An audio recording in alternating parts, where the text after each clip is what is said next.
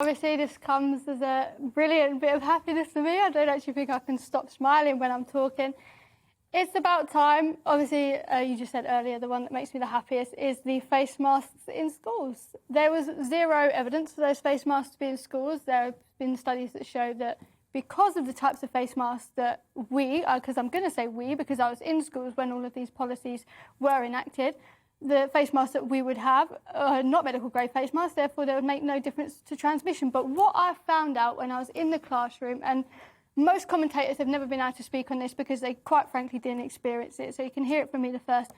There were teachers that were sitting there that would, be yelling at the poor year sevens about their face masks more than they would be teaching them. Those shy kids that would sit at the back of the class that would never speak, it was a massive barrier to them to impact their learning. They were already terrified, didn't want to speak out, and now they've got another barrier to engage in their learning. Communication problems were impossible. I'm going to be honest with you, most of the time when we were in school we took them off because we couldn't hear each other. He couldn't hear us, we couldn't hear them.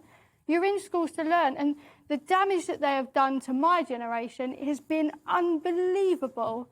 Like, I sat there in August. The damage what's done?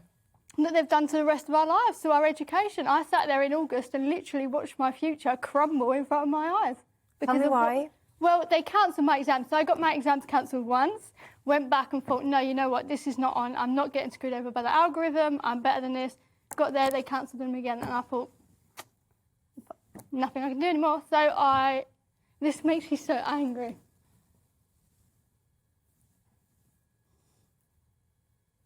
They literally ruined our lives. And nobody spoke about it at all. And the commentators, they had union reps come on and say, this is what the schools should have put in place, and they didn't care about what this did to us.